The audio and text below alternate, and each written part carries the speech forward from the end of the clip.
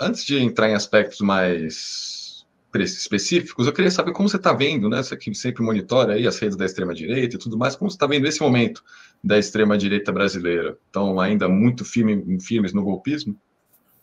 Completamente, Rafael.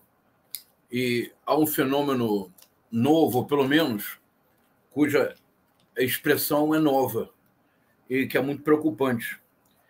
Você me permitiria falar um pouco sobre esse acontecimento terrível que nós não demos a atenção devida, talvez porque ele seja tão terrível que nós deixamos de lado como se fosse um dado excêntrico, que foi o caso do senhor que se imolou diante do Supremo Tribunal Federal e veio a falecer. É uma expressão perfeita para esclarecer a sua pergunta, que é muito importante. Veja, Rafael, é um caso chocante e inesperadíssimo no Brasil. É a primeira vez no Brasil em que algo similar acontece. E quando isso ocorreu, eu confesso que eu fiquei realmente muito chocado. E eu tentei me informar, porque esses casos similares no mundo são geralmente casos que envolvem verdadeiros mártires, pessoas que se sacrificam de forma consciente, um sacrifício terrível pela liberdade, pela libertação de um país, por circunstâncias que nós chamaríamos de nobres. Não é um fato comum da política brasileira que, diante de um poder, um cidadão, de maneira consciente, se imole, coloque fogo no próprio corpo e que venha a falecer. Eu comecei, então, a investigar isso nas redes bolsonaristas que eu monitoro, e uma informação que passou despercebida ou cujas consequências não foram devidamente levantadas me chamou muita atenção.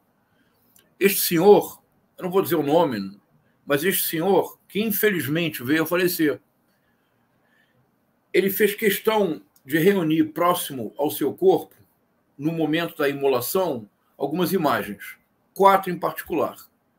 Se nós juntarmos as imagens, surge um quebra-cabeça. Se nós colocarmos a peça que falta, o efeito é muito chocante, Rafael. É muito chocante. Veja, havia 2 fotos de 2 alemães. Uma foto do Johann Georg Elser e uma foto do Klaus von Stauffenberg. Quem foram? 2 alemães que tentaram assassinar o Adolf Hitler para acabar com a Segunda Guerra Mundial e, portanto, abreviar o pesadelo nazista.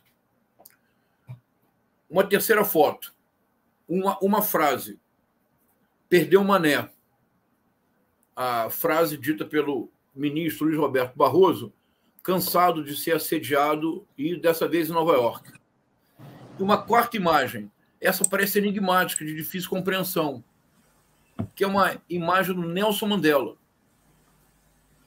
Então, o que está acontecendo? Fato inédito na política brasileira, uma pessoa se imola, vem a falecer e, como manifesto, 4 imagens. Os 2 alemães que tentaram assassinar Hitler, Nelson Mandela e a frase do Luiz Roberto Barroso. Como resolver esse quebra-cabeça? Infelizmente, ele se resolve. As redes bolsonaristas, a partir, já há muito, a retórica do golpe bolsonarista, que eu denuncio desde 2020. A retórica do golpe bolsonarista sempre foi uma retomada do discurso dos militares em 1964. Os militares, quando dão um golpe no dia 1 de abril de 1964, eles não chamam o seu golpe de revolução, muito menos de gloriosa. Eles dizem que eles deram um contragolpe ou uma contra-revolução. Por que eles dizem isso? Era uma justificativa. Os comunistas tomariam poder. Para evitar isto, demos um contra-golpe, para dar uma ar de legitimidade democrática ao que fizeram. A retórica bolsonarista desde 2020, que engrossa a partir de setembro de 2021 e que explode nos atos terroristas do 8 de janeiro, a retórica bolsonarista é a de que vivemos numa ditadura da toga. Há uma ditadura do judiciário. Portanto, um golpe bolsonarista não seria um golpe, seria um contragolpe restaurador da democracia. nesse delírio coletivo que eu chamo de dissonância cognitiva coletiva. Portanto, haveria uma ditadura da toga. E a partir do momento em que os golpistas acampados no quartel-general em Brasília foram levados para a academia da Polícia Federal para haver o processo de triagem, de prisão, audiência de custódia, etc., que o doutor Maerovitch, que eu sempre acompanho, e é sempre brilhante nas explicações que dá, eu aprendo muito com ele, o devido processo legal. De imediato, nas redes bolsonaristas, começou um tsunami associando a academia da Polícia Federal com campos de concentração nazista. Nossa. E o indiciamento dos golpistas como sendo um holocausto. Nossa. Bom, então a imagem dos dois alemães se justifica. Se é um campo de concentração nazista, se na dissonância cognitiva coletiva que leva adiante a militância nós vivemos uma ditadura, entre aspas, nazista da toga, o seu líder é o Hitler. Então ele se cerca da imagem de dois homens que tentaram matar Hitler. Veja a dimensão do delírio, Bruno e Rafael. Agora, e o Mandela? E o Mandela? E o Mandela? Aí é assustador. Aí é assustador.